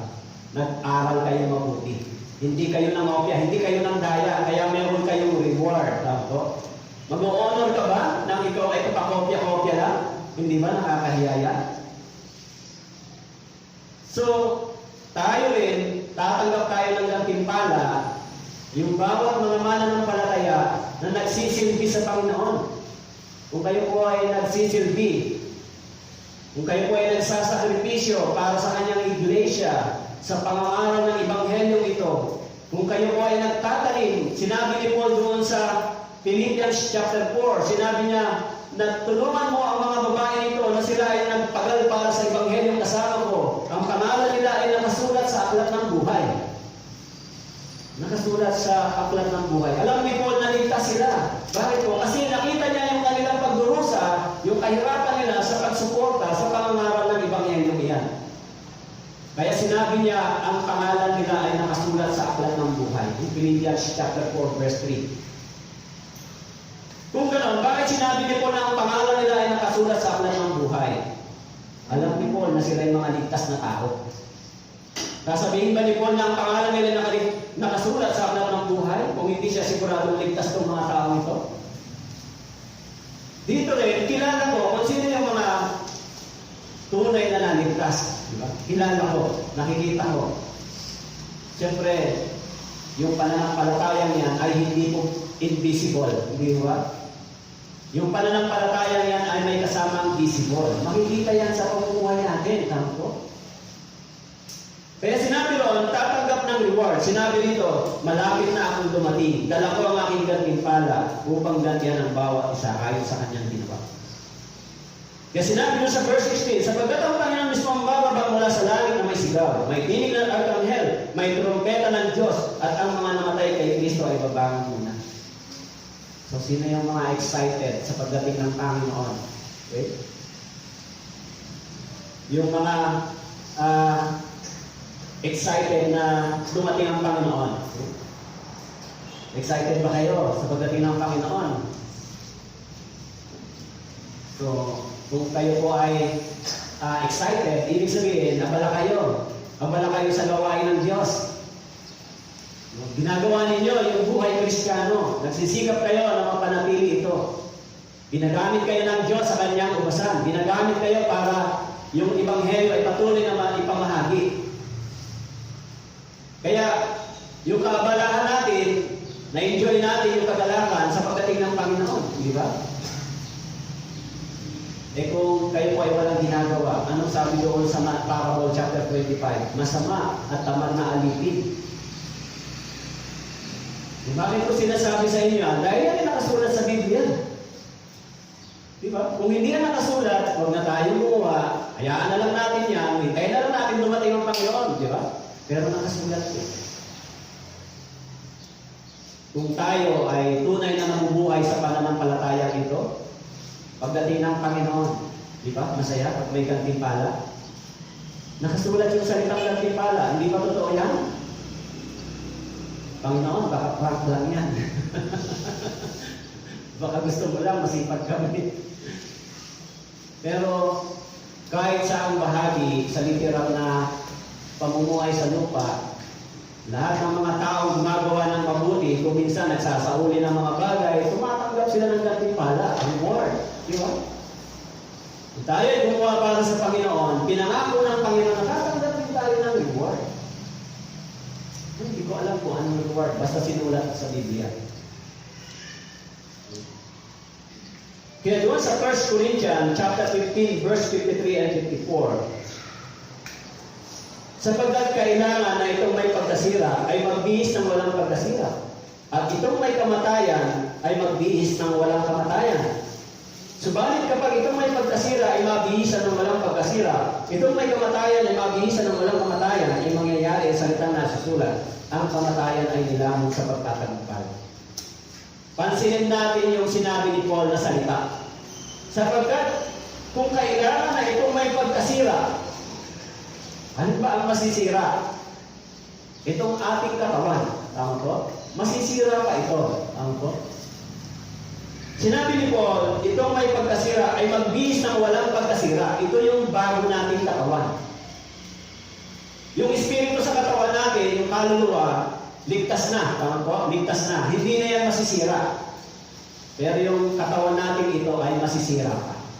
Masisira pa ba yung katawan nyo? Babalik pa ba yan sa alabok? So kung yan ay masisira, bibihisan niya ng Panginoon ng bagong katawan. Tama po?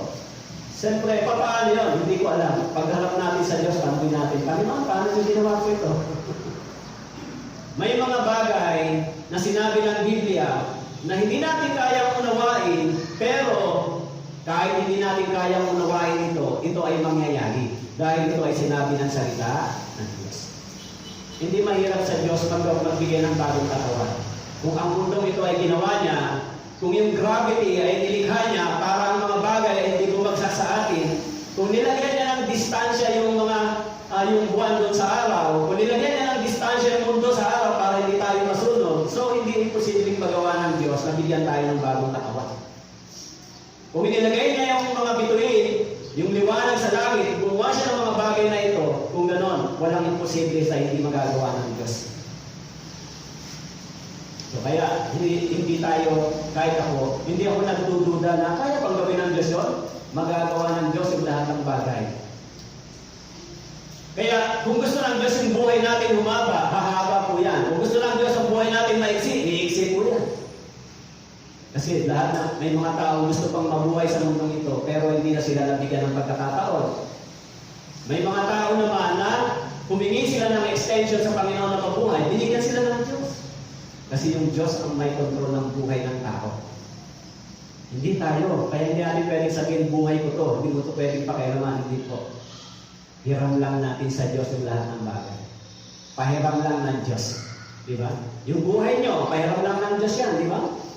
Yung kalakasan at kalusugan ay biyaya ng Diyos. Kaya mga brothers and sisters, kung kayo ay nasa loob ng iglesia, mahalaga po yung sinasabi dito ni Paul. Verse 54, subalit kapag itong may pagkasira ay mabihisan ng walang pagkasira, itong may kamatayan ay mabihisan ng walang kamatayan. Verse 54, 1 Corinthians chapter 15. Itong may kamatayan ay mabihisan ng walang kamatayan. Ano pong tinutukoy ni Paul na mamamatay? Tinutukoy ni Paul na mamamatay ay ating katawan dahil yung ating espiritu ay ligtas na. Hindi na muli ang mamamatay. Yung body, sinasabi niya, itong may kamatayan ay mabihisan ng walang kamatayan. Kung ganon, sinasabi niya to sa iglesia ng Corinto, naligtas na. Yung katawan niyo, papalitan ng Panginoon niya. Mamamatay pa rin yan, pero bibihisan niya ng bagong katawan. Kaya sinabi niya rito, mangyari ang salitang nasusulat, ang kamatayan ay nilamang sa pagtatagumpay. Okay? Kaya doon sa 1 Corinthians chapter 15, verse 42, gayon din naman, ang muling pagkabuhay ng mga patay, itinanim na may pagkasira, binubuhay na muli na walang pagkasira. So it is the body, our body. Itinanim na may pagkasira, bubuhay ng walang pagkasira. Kung ganon, may pag-asa, di ba? Napaka-buti ng Panginoon. Binigyan tayo ng pag-asa. Kaya nga sa Romans chapter 8, verse 23, sinabi mo roon, sa masinihing paghihintay ng pagtubos, ang pagtubos sa ating katawan. Hindi ho yung pagtubos sa kaluluwa. Tapos na yung pagtubos sa ating espiritu. Pagtubos na lang sa ating katawan. Kaya may dalawang pagtubos sa Biblia. Diba? Pagtubos sa espiritu, sa ating soul, tinubos, at may pagtubos sa katawan na nakasulat dito. Actually, may dalawang resurrection din sa Bible. Diba? Yung unang resurrection sa Bible, yung espiritu natin, diba? Bumangon mula sa mga patay. Nang naborn again tayo, nagkaroon tayo ng bagong buhay. The second resurrection is our body. Mula doon sa alabok muli itong babangon. Naintindihan niyo po? Kaya nakasulat sa John chapter 5, ang bawat nakakarinig ng aking tinig ay babangon, magkakaroon ng buhay. Yan po yung espiritu natin, yung soul na na-born again. Nung na-born again tayo, nagkaroon ng bagong buhay ang ating espiritu. Nagkaroon tayo ng eternal life. Kaya buhay na yung nasa loob, nakasulat sa 1 Peter chapter 1 verse 9. Hinihintay na lang yung pagbangon ng ating katawan mula sa alabok. It is a believer's hope. Kaya wag kayo mag-alala kung kayo man ay hindi maganda o hindi naman kagandahan o magandang-maganda kayo o kung kayo naman ay gwapo, hindi naman ganun kagawapuhan o gwapong-gwapo kayo, masisira din yan, papalitan din yan ng Panginoon. Tama po? Kung wala na tayong kagandahan at kagwapuhan, bibigyan tayo ng Panginoon. Diba? Kasi sa spiritual na kalagayan, glorified body, sa tingin ko, yung salitang glorified body ay napakaganda sa paningin ng Diyos. Diba? So, mga brothers and sisters, kaya huwag nating paglaanan, sinabi doon sa John chapter 6 verse 27, huwag nating paglaanan ng maraming panahon yung pagkain para sa katawan. Hindi lang para sa katawan, yung para sa espiritu, paglaanan natin ng marami. Kaya kung kayo po ay magpapagal para lang sa katawan, okay? Tingnan natin John chapter 5 siguro yun. John chapter 5.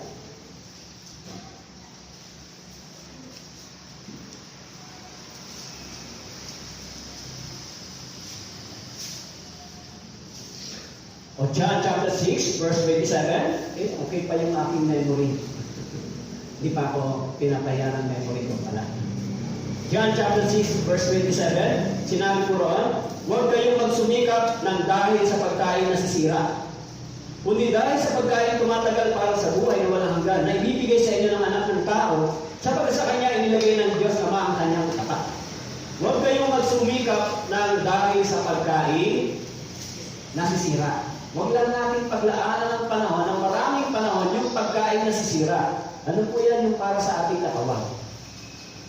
Ngayon mga tao, mas mahalaga sa kanila yung pagkain ng katawan, yung kailangan ng katawan, kaysa kailangan ng espiritu. Pero, mahalaga din yung ating pagkain ng katawan. Pero, mas mahalaga yung pangangailangan ng ating espiritu. Tama po? Kaya nga, kung tayo ay totoong naligtas sa Kristiyano, dapat natin ilagay sa order yung ating buhay. Inayos na ng Diyos yung relasyon natin sa Kanya, ayusin na natin yung relasyon natin sa Diyos. Ibig sabihin, una muna yung Diyos bago yung lahat ng bagay. O ito para sa Panginoon, para sa Panginoon. Ito para sa akin, para sa akin. Inayos na ng Diyos yan, di ba? Pagkakasunod-sunod. Pero kung yan ay hindi ninyo gagawin, so sasabihin niyo sa inyong sarili, okay naman ito. So kung gano'n, nasusunod kayo sa inyong sarili, hindi kayo nakakasunod sa gusto ng Diyos. Kaya, kapag tayo po ay naligtas, yung buhay natin ay pag-aari na ng Diyos, di ba? Yung buhay natin ay hindi na atin. Yung oras, yung buhay, hindi na atin. Sa lahat ng ating ginagawa, schedule, kasama na yung Diyos, hindi na pwedeng mawala. Schedule na yan, Sunday para sa Panginoon, Wednesday, dadalo. Yung mga schedule na yan ay para na sa Panginoon. Kung kayo ay naligtas, hindi nyo na ho yan pwedeng ihiwalay sa inyong buhay. Yung salita ng Diyos. Hindi na ho yan pwede. Kasi sinabi ron, ang nangangailangan lang ng gatas yung nabubuhay. Yung patay, hindi. Yung patay, hindi. Kaya, sinabi ko doon sa Romans chapter 8, naghihintay tayo ng pagtugtog, ang pagtubo sa ating katawan. Naghihintay. In verse 17, 1 Thessalonians, balikan po natin. 1 Thessalonians, chapter 4, verse 17. Pagkatapos tayong nabubuhay na natitira, ay agawin kasama nila sa mga ulap upang salubungin ang Panginoon sa papawirin. Sa gayon ay makakapiling natin ang Panginoon magpakailanman. In verse 17, sabi po, tayong nabubuhay na natitira. So, tinutukoy naman ni Paul, yung mga buhay na Kristiyano. Tayong mga nabubuhay na natitira ay aagawin kasama nila sa mga ulap. Aagawin. Sa salitang kata, okay? Binanggit doon, aagawin, snatch. Okay? Aagawin kasama nila sa mga ulap upang salubungin ang Panginoon sa papawirin. Kung ganon, hindi tayo sasalubong sa Panginoon dito sa lupa. Hoy, darating ang Panginoon sa Israel, pumunta tayo doon. Hindi po. Darating ang Panginoon in the air. Kaya pag binasa po ninyo, maging sa ilang mga movie, maging doon sa Acts chapter 1, kung paano umakyat ang Panginoon dahan-dahan, iniakyat ng ulap, so dahan-dahan din maaari ang mga born again iaakyat in the spiritual body. Kaya sinabi rito, tayong mga nabubuhay pa. Okay? Tayong mga nabubuhay, yung una binanggit yung mga katawan na natulog, babangon mula sa alako. Tayong mga nabubuhay, kasabay lang, in the twinkling of an eye, babaguhin tayo. Sa isang mata. Hindi natin alam kung paano, pero ito ay kaya ng Diyos kung sa atin. Kaya yung Biblia, yung salita ng Diyos ay kahanga-hanga. Kung may Espiritu ng Diyos, maintindihan natin, wow, ang ganda pala ng gagawin ng Diyos, di ba? Kung tayo ay nakasama sa pagbuha ng church, may iwan lahat pupunta sa 7 days tribulation, magsisimula yung kabuluhan para sa kanila. Kaya yung mga naligtas, habang wala pa ang Panginoon, meron tayong sacrifice. Meron tayong ginagawa para sa Panginoon. Lahat ng ginagawa natin, alam niyo doon sa 1 Corinthians chapter 15 verse 58, hindi mawawala ng kalubuluhan lahat ng ating mga pagpapatagal. This is my life verse. Hindi mawawala ng Panginoon, hindi mawawala ng kabuluhan ang lahat ng ating mga pagpapatagal sa Panginoon. Tandaan niyo po yan, sinabi ng Panginoon. Ano man ang ating pinagsakripisyo, ibinigay sa Panginoon, ginamit sa Ebanghelyo ito sa Iglesia, hindi po yan mawawala ng kabuluhan. Hindi po yan mawawala ng kabuluhan. Kaya sinabi rito, tayong mga nabubuhay na natitira ay aagawin kasama nila. Okay? Aagawin. Kaya tayong mga nabubuhay, binigyan tayo ng buhay, kailanman hindi ito babawiin ng Panginoon. Yung buhay na walang hanggan na tinanggap natin, ay hindi po ito mawawala. Hanggang sa dumating ang Panginoon, ito ay nasa atin. Hindi katulad sa sinasabi ng iba na ang kaligtasan ay nawawala. It is a false teaching. False gospel, and false teacher, and false pastor na nagturo dito. Kasi sinabi mo sa John chapter 10, verse 28, binigyan tayo ng buhay, sabi rito na wala hanggan, kailanman hindi sila mapapahamak, hindi sila aagawin ng sino man. Kailanman hindi tayo mapapahamak. 100% assurance siya ng Panginoon sa atin. Kailanman. Ang ibig sabihin ng kailanman, walang putol. It is eternal.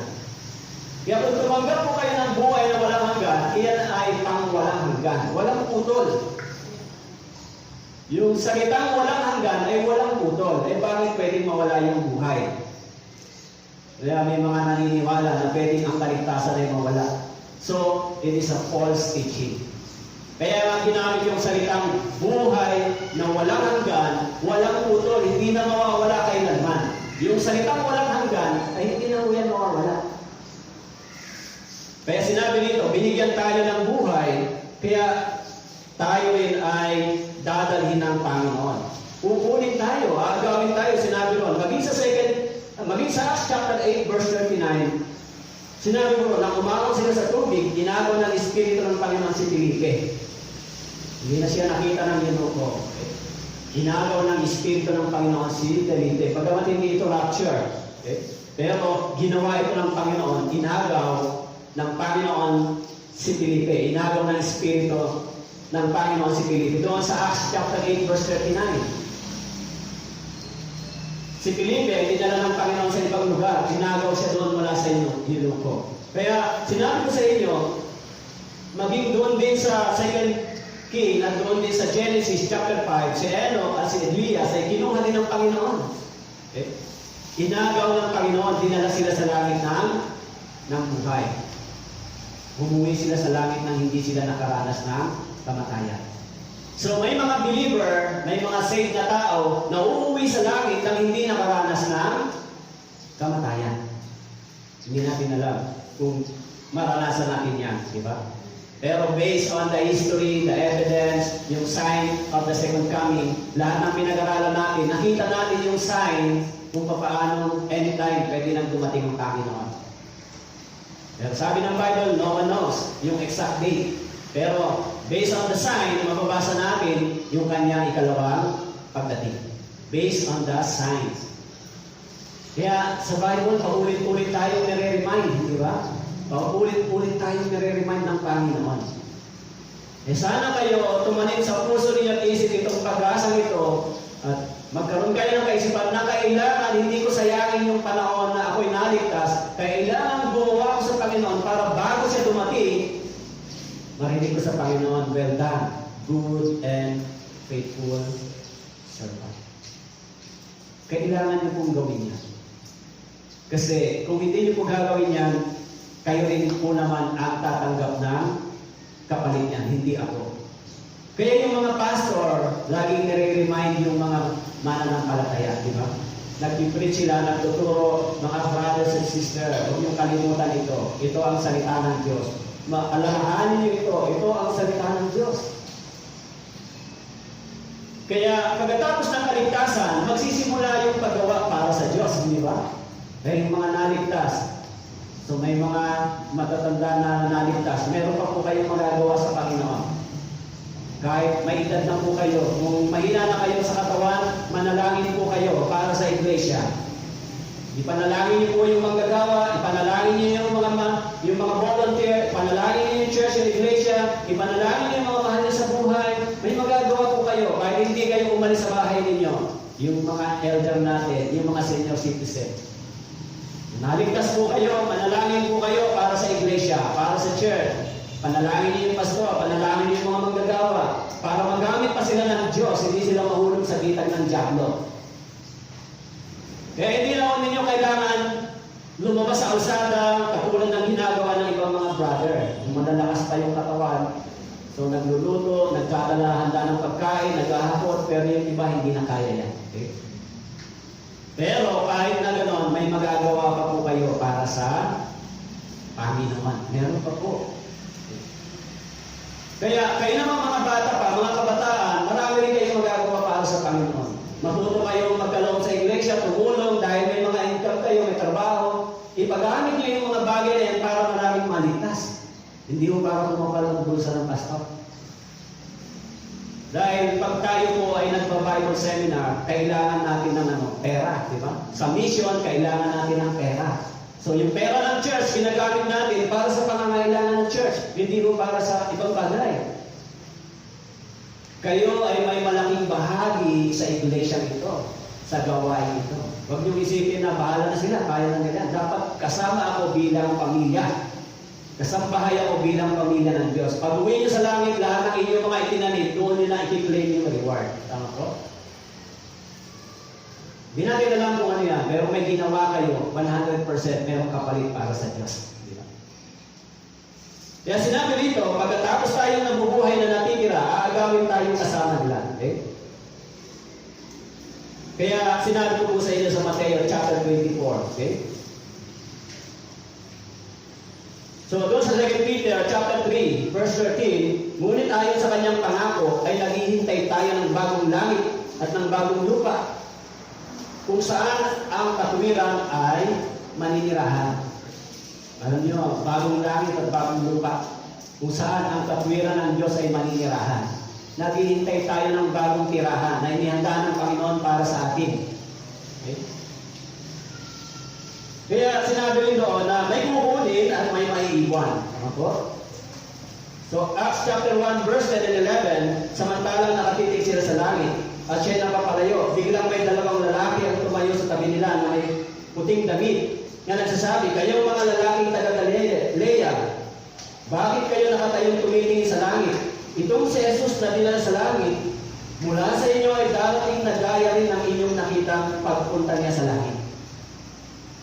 Sinabi po rito, kayong nakatayong tumitingin sa langit, itong si Jesus na dinala sa langit mula sa inyo, ay darating na gaya rin ng inyong nakitang pagpunta sa langit. Naintindihan niyo ba yung salita ito? Binanggit dito yung pag-akyat ni Kristo ng ating Panginoon at muling pagpapalik. Same lang yung senaryo. Sabi niya rito, darating din siya na gaya din ng inyong nakitang pagpunta niya sa langit. Kung paano nilang nakita umakyat sa langit ang Panginoon, gayon din nila makikita itong bumabalik. Kaya sinabi dito, kayong mga taga-Galilea, bakit kayo nakatayong tumitingin sa langit? Itong si Jesus na dinala sa langit mula sa inyo, ay darating na gaya rin ng inyong nakitang pagpunta niya sa langit. Paano nakita nila umakyat sa langit ang Panginoon, gayon din nila ito nakitang muling pababa. Naintindihan niyo po? At yan po makakakita lang yan ay ang mga taong ligtas, yung church. Hindi po yan makikita ng mga hindi ligtas. Actually, dahil sa hindi alam ng mga hindi ligtas na nagkaroon na ng pag-rapture, pagkuha, magkakaroon ng kaguluhan sa mundong ito. Nasaan na? Si ano? Nasaan na yung mga ganito? Nawala. Okay? Hindi nila alam yung pagdating na yan. Ang tangi lang nakakaalam ng pagdating na yan ay ang mga taong naghihintay sa Panginoon. Oh, alam nila. Anytime darating yung Panginoon, alam nila. So, hindi na sila magulat kung sila man ay kunin. Pero yung mga taong hindi ito pinansin, dadating yung time sasabihin nila, no? Magkakaroon sila ng matinding tighati. Bakit po? Binigyan sila ng Panginoon ng pagkakataon, matanggap yung kaligtasan, pero ito ay kanilang binaliwala at naitanggi. Katulad sa panahon ni Noe, nang isinara ng Panginoon yung pintuan ng ark, lahat ng mga nasa labas ay inabutan ng judgment ng Diyos sa pamamagitan ng tubig. At kung ganoon, pagdating ng Panginoon, pagkuha sa iglesia, sa church, sarado na rin yung pintuan ng langit. Hindi na panahon ng pagliligtas, panahon na po ng pagbibigay ng reward sa iglesia. Sa church. Tatawagin yung pangalan, Posilito de Paz, first honor. Yay! Reward. Tinatinalaman. Kaya sasabihin ng Panginoon sa inyo, well done, good and faithful servant. So, saan nakabase yung salitang yan? Nakabase yan sa ating pagsasakripisyo, pagsisikap ngayon. Tama po? Kaya kung kayo po ay naligtas, nasabi ko po sa inyo, yung ginawa sa inyo, pagtitiis, pagtsatsaga, gagawin nyo din yan sa iba pagdating ng panahon. At yan ay magiging reward ninyo sa langit. Tama po? Kaya sinabi rito, pagkatapos tayo mabubuhay na natitira, ay aagawin kasama niya. Okay? Kaya, sabi ko doon sa 2 Corinthians 5 verse 10, tayo ay tatanggap ng bayad, mabuti man o masama. And in Galatians chapter 22 verse 12, tatanggap din tayo ng gantimpala. And Romans chapter 14 verse 12, kahit ang bawat isa sa atin ay magbibigay sulit sa Diyos ng kanyang sarili. In Romans chapter 14 verse 12, ang bawat isa sa atin ay magbibigay ng sulit. Romans chapter 14 verse 12, malinaw ito sinabi ni Paul, ang bawat isa sa atin magbibigay sulit sa Diyos ng kanyang sarili. I-present mo yung sarili mo sa Diyos. Panginoon, nandito na ako. Okay. I-present mo yung sarili mo. Ano ang iyong ginawa? Yan ay para sa mga born again believer. Para sa mga ligtas. Hindi mo para sa mga hindi ligtas. Yung mga hindi ligtas, hindi sila magsusulit ng ganitong katulad sa atin. Sila ay tatayo sa hukuman ng Diyos para sila hukuman ng Diyos dahil sa kanilang mga kasalanan ginawa. Sa araw ng paghukom, sa white throne judgment, tatayo sila dito, magsusulit.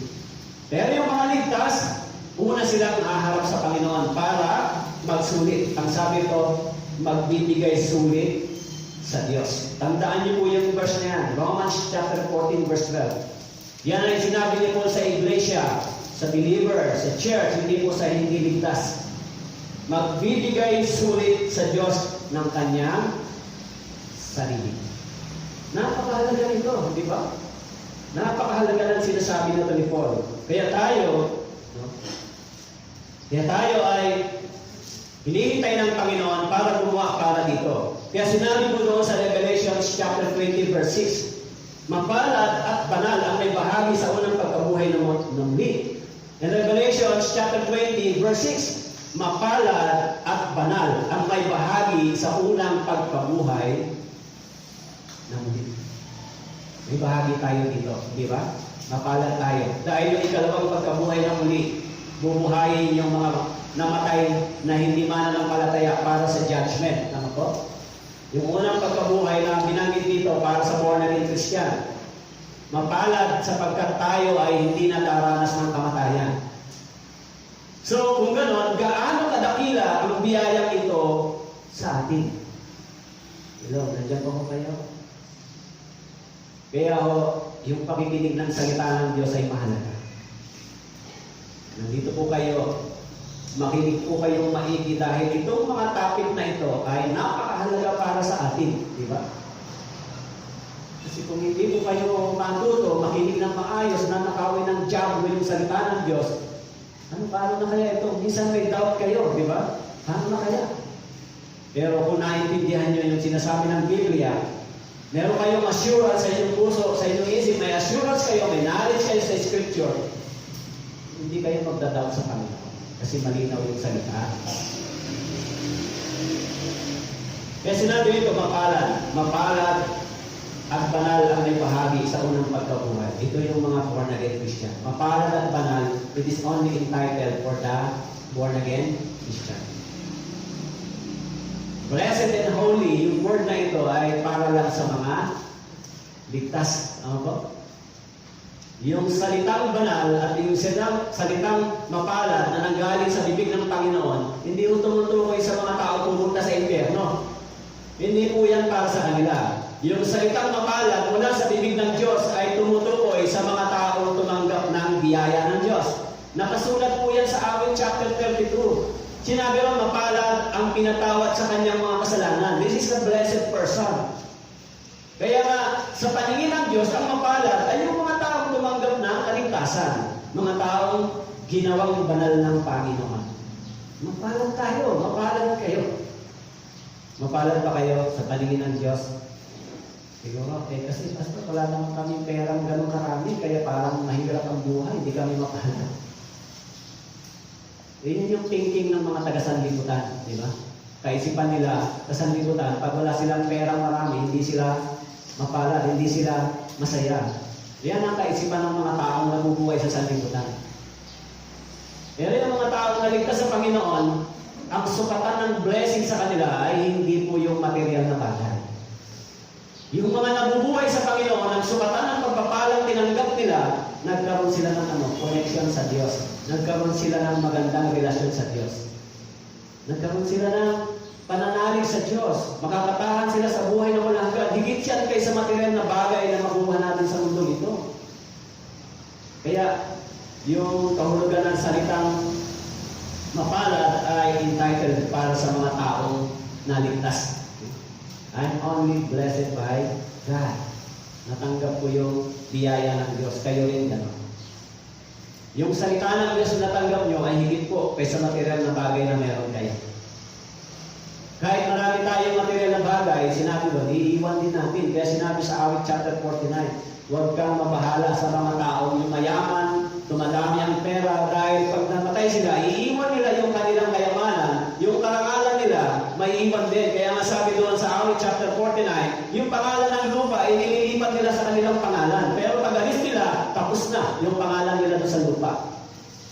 Tama po? Yung pangalan nila, inililipat sa pangalan, yung lupa, inilalagay sa pangalan nila, di ba?